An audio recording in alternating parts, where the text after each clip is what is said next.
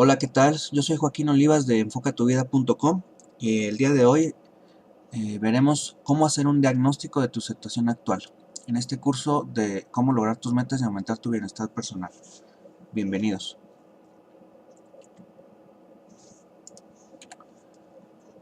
Bueno, imagínate que vas a un lugar desconocido de vacaciones y quieres conocer lugares interesantes y aprovechar al máximo tu estancia en ese lugar.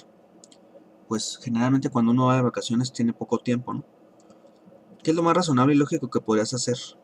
Bueno, pues primero consultar un mapa, ¿no?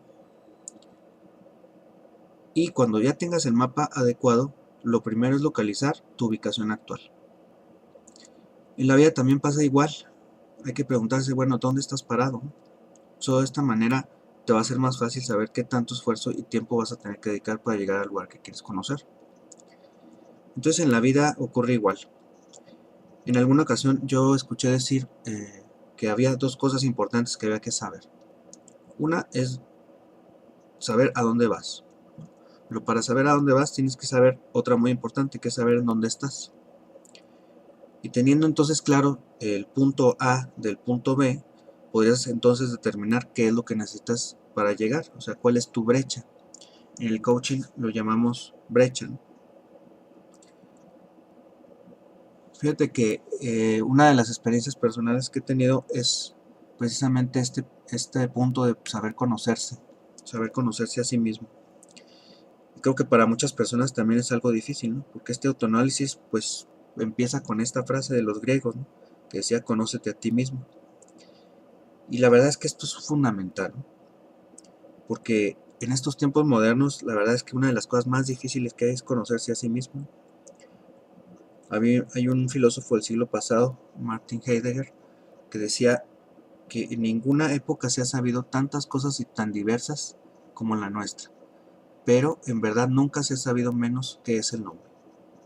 Y sí, con tantas distracciones, con tantas motivaciones externas, con medios de comunicación, anuncios, películas, eh, inventos, tecnología, cambio, incertidumbre, pues la verdad es que estamos atentos a todo menos a lo que somos cada quien. Y bueno, compartirte algo de mi vida profesional. Yo creo que hasta cierto punto de mi vida yo había estudiado pues muchísimos cursos, terminado maestrías, tomado X número de diplomados, pero en realidad en cierto punto me llegó esta pregunta, ¿quién soy yo, no? ¿Para qué he venido a este mundo? Y este es un tema de crisis, ¿no? Un tema de crisis existencial que yo supongo que algunos, no soy yo el único que he pasado esto, y que pues esto pues también para mucha gente es importante. Y para contestar esta pregunta de dónde estoy, no estoy parado, es fundamental preguntarte para qué he venido a este mundo, ¿no? Y sí, miren, el conocimiento hacia uno mismo creo que es el camino más largo, ¿no? Dicen que el camino más largo es el que se hace hacia el centro del hombre. Y esto no te lo digo para desanimarte, sino al contrario, porque creo que todo el esfuerzo que hagas en ese sentido, tarde o temprano va a rendir frutos. Llega un momento en como dicen que te va a caer el 20 o nos va a caer el 20. Entonces el reconocer y evaluar la situación actual requiere primero de sinceridad, también a veces de valentía, porque a veces no es bueno, no se siente bien reconocer a lo mejor algunas fallas, algunas cosas que nos faltan, y después la perseverancia para cambiar. Entonces, bueno, todo comienza por el primer paso, ¿no? Que es saber en dónde está, ¿no? ¿Y cuáles serían las interrogantes? Pues quién soy, hacia dónde voy. Entonces, bueno, todos creo que hemos tenido puntos de encrucijada, ¿no? O en el coaching se le llama puntos de quiebre. Eh, en mi caso, yo te comparto cuando tuve que elegir la carrera profesional, eh, más bien cuando tuve que elegir cambiar mi carrera profesional. Yo estudié ingeniería industrial, pero a través de mi experiencia profesional, que fue en la mayoría en recursos humanos, pues me di cuenta que tenía que cambiar, ¿no? Y el cambiar y reconocer que tus fortalezas o tus habilidades están en otro lado, pues no es fácil, ¿no? Porque yo ya tenía un camino andado en otra dirección, pero como te digo, algo no estaba funcionando. Entonces decidí tomar la decisión de reinventar mi profesión. Y de esto, bueno, te voy a platicar más adelante en otra sesión, en la que hablaremos sobre fortalezas, debilidades y creencias. Entonces, bueno, para empezar este tema del diagnóstico personal, te voy a compartir un modelo. Es un poco difícil hablar un poco de metas de efectividad personal si no tienes un modelo. Cuando yo estuve estudiando esto, me encontré con el tema este de la felicidad. El tema de la felicidad no está ajeno a esta parte de dónde estoy, ¿no? De dónde estoy parado el término hoy, porque una de las preguntas es, bueno, lo que tienes, lo que haces, lo que eres en este momento, ¿te está haciendo feliz o no? Sin embargo, el término de felicidad pues es muy abstracto, ¿no? Y si lo ves a primera vista, pues hay un problema aquí para saber cómo medir la felicidad. Pero fíjate, afortunadamente ya hay una ciencia que lleva 10 años reuniendo evidencia científica sobre las prácticas y los elementos que pueden ayudarte efectivamente a que logres incrementar esta sensación o este nivel de bienestar personal. Entonces, miren, entrando al tema de lleno, te empezaré compartiendo lo que ha propuesto el doctor Martin Seligman. La ciencia de la que te hablo es la psicología positiva. Martin Seligman pues es considerado por muchos el fundador de la psicología positiva, el de 1998. Y él, después de varios estudios, está reuniendo a todos los investigadores que estudiaban este tema de la felicidad y el bienestar, o de lo que sí funciona en nuestras vidas. Comienza afirmando que no se puede medir la felicidad preguntando cómo te sientes, con una pregunta así tan amplia, ¿no? Es como si tú quisieras saber cómo está el clima, y si preguntas cómo está el clima de hoy, alguien te puede decir pues bien o mal, o te puede decir frío o caliente, pero la verdad pues eso no te va a dar mucha idea, ¿no? Esta idea no te va a dar mucha claridad porque pues no todos, para empezar, no tenemos la misma sensibilidad a algunas variables del clima. Por ejemplo, hay quien le molesta más el frío, o hay quien le molesta más el calor, o viceversa, ¿no? Entonces, para poderlo medir con más objetividad en el caso del clima, pues tendríamos que descomponerlo en muchas variables, ¿no? Como la temperatura, la humedad, la presión, el viento, si está nublado, si está soleado, si hay lluvias, si hay probabilidades de precipitación, etcétera. Incluso la presión barométrica, ¿no? Y de esta misma manera entonces pasa con la medición del bienestar y la efectividad.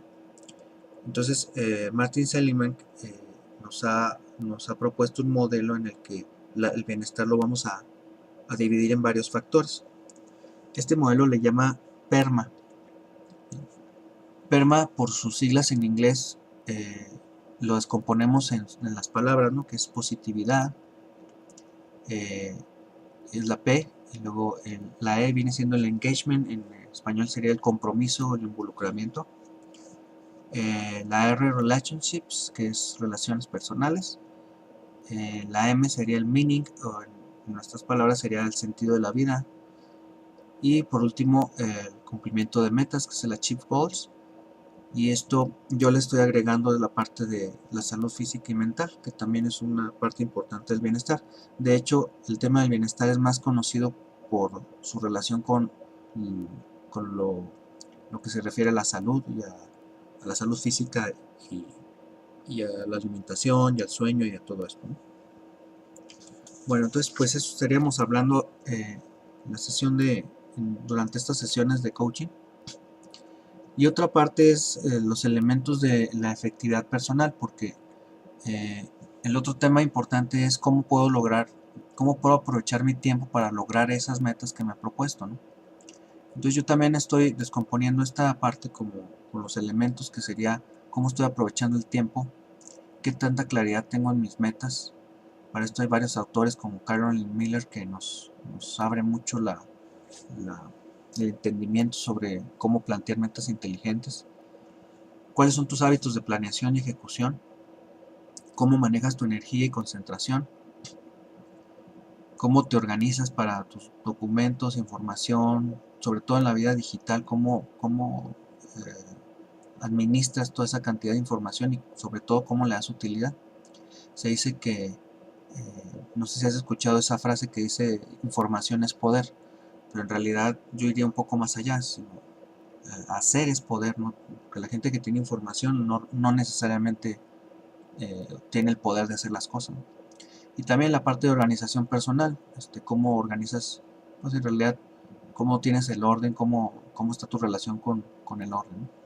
Entonces, bueno, para una vez aclarado todo esto, yo te propondría hacer el formato que viene en el PDF que te he agregado para esta sesión, que podrás ver abriendo el PDF que viene en el correo. Y te propongo este modelo que es un formato de diagnóstico para tu situación actual. Es un formato en el que tú vas a estar utilizando pues varios elementos, que es estás revisando la parte emocional, tu parte de salud, tu parte material, espiritual, relaciones personales, trabajo. Entonces son 6 elementos en los que del lado derecho vas a tener unas columnas en las que vas a ir llenando del 1 al 10 cuál es tu calificación. Ciertamente es una calificación pues un poco subjetiva, pero de todos modos te da una idea sobre qué áreas son las que tendrías que poner atención. Ahora te aclaro que esto no es una evaluación de tus fortalezas y debilidades personales, sino es una evaluación de cómo percibes tu realidad actual. Una vez que tengas este ejercicio, te invito a que lo revises, lo reflexiones y te des un tiempo para pues, realmente reconocer dónde estás, ¿no? Porque finalmente lo que queremos en esta sesión es que reconozcas qué es lo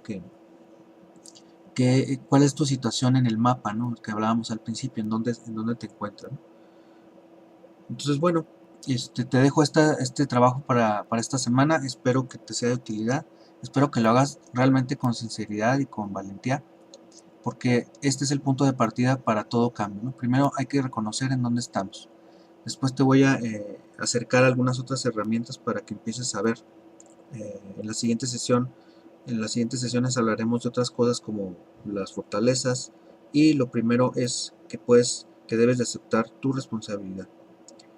Hay una manera de empezar a cambiar, y esa manera es empezar a dejar de culpar, dejar de tener excusas y dejar de tener miedos para cambiar, y sobre todo dejar de quejarse. Entonces esta gráfica no es para que te empieces a quejar de tu situación actual, sino que solamente reconozcas dónde estás y des el paso siguiente. Bien, pues hasta aquí llegamos en esta sesión. Que tengas un excelente día y nos vemos en la siguiente.